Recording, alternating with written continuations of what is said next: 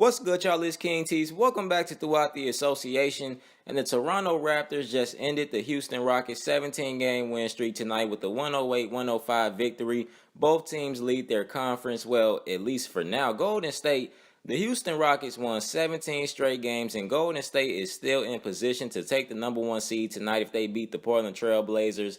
That's amazing to me. First of all, if Houston want any chance of beating Golden State in the postseason, they better get that number one seed. But I was watching this game.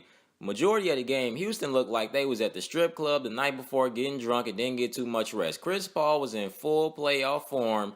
Y'all know what that means, not doing much. The one constant for Houston all night was James Harden. James Harden, as he has been all season, was phenomenal. 40 points, just doing what he been doing.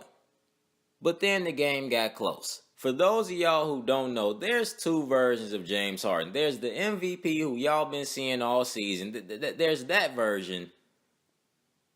But then there's another version of James Harden who I can't think of a name yet for. I'm going to find out. I'm going to come up with a name for him. But there's a version of James Harden who only shows up in in closing moments of a game or big-time playoff games. That guy made an appearance tonight. There was a minute left in this game with a chance to tie the game. 3 seconds on the shot clock. James Harden, who was phenomenal all night, throws a pass to Clint Capella, who was standing on the three. 3 seconds left on the shot clock. He passed to Clint Capella and throws a turnover. From that point on, the game was pretty much over. He threw to Clint Capella standing on the three-point line. And don't even get me started on Chris Paul fourth quarter. Oh my goodness.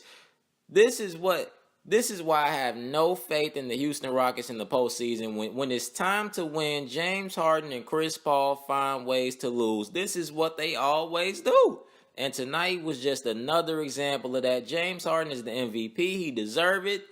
He should have won in 2015 too, but until I see this team perform when it's time to perform, I don't want to hear nothing about this team being a threat. But when it comes to Toronto, I keep hearing everybody say this is a different Raptors team and this and that, blah, blah, blah. This looked like the same old Raptors to me. Toronto gave the Rockets every chance possible to win this game. The Rockets just couldn't do it. Toronto is great every regular season, but we all know what's going to happen come postseason time. Kyle Lowry will be nowhere to be found. He allergic to the playoffs. And then LeBron James.